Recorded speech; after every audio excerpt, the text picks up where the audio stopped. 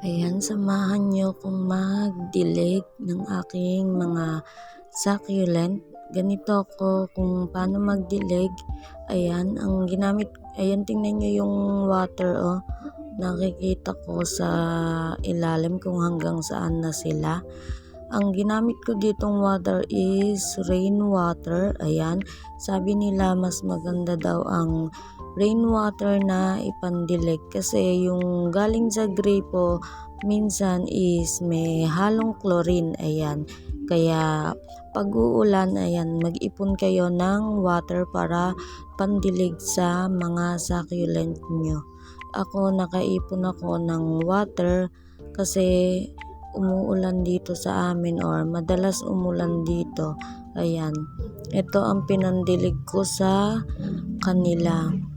Napansin niyo sa iba, yung mga naka-rain or shine na succulent nila is ang tataba kasi mas gusto nga nila yung rainwater. Ayan, ganito ako magdilig, sa gilid ko siya dinidiligan, hindi sa pinaka crown, hindi ko binabasa yung succulent kasi pag naarawan sila maaari silang sunburn or pag nainitan yung mga dahon nila. Ito is si lipstick, ang ganda-ganda niya, 'di ba? Dito is ito, ayokong paarawan kasi masyado siyang maselan. Ayan, sa shaded area ko lang siya ilalagay.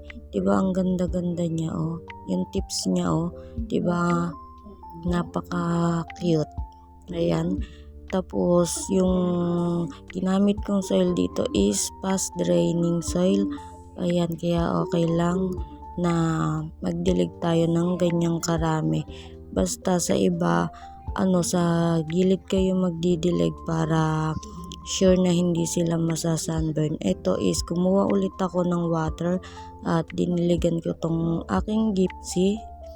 Ayan, ganyan lang yung pagdilig natin. Tapos ito, dito sa ilalim natin sila diligan ng leaves kasi mahirap tanggalin pag sa crown. Naiipon yung water sa pinakagitna niya. Tingnan nyo, ayan, oh. Ang cute-cute nila talaga. Diligan natin to sa pinakagilid lang nila. Tapos ito yung isa, ayan, puro sa gilid lang natin siya diligan. Mainam din pala na mahaba yung uso ng pandilig nyo para na ipapasok nyo doon sa pinakaloob o sa pinaka ilalim ng leaves nila. Ayan, tapos yung dati kong ginagamit is tabo. Ayan, nakita nyo, oh, ayan, tumutulo na sa ilalim yung water nila.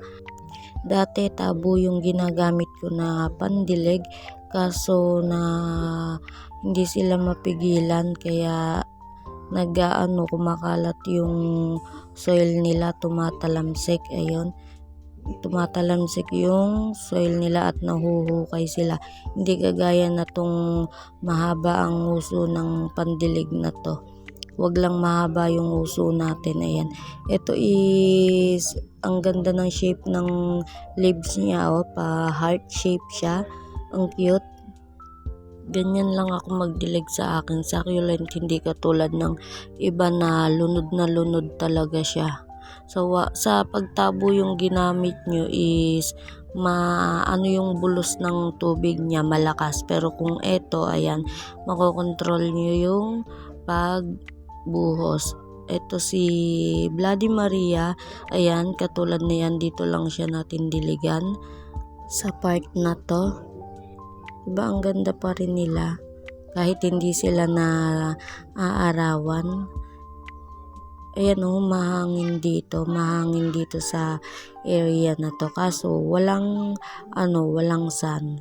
Sa afternoon sun lang, pero maganda kasi pag morning sun. Sa afternoon kasi masyado nang masakit sa balat yung yung araw. Itong si Afterglow, diba? Parang uhawin siya. Ayan, oh, kita yung water, yung idinilig natin. Pero sa ilalim ng ano na to, ng pots na to, nilagyan ko siya ng ng ipa para hindi ganong maaksaya sa may soil na ating gagamitin. Ito si Hakuho, ang ganda niya, 'di ba? Ayan, ito pa, diligan natin yung malalaki nating succulent sa gilid lang. Sa mga gilid lang natin siya lagyan ng water. Ayan, sa gilid natin diligan ito, tapos wag natin masyadong damihan kasi masyadong malaki yung kanyang pots para hindi siya malunod or magrat sa ilalim.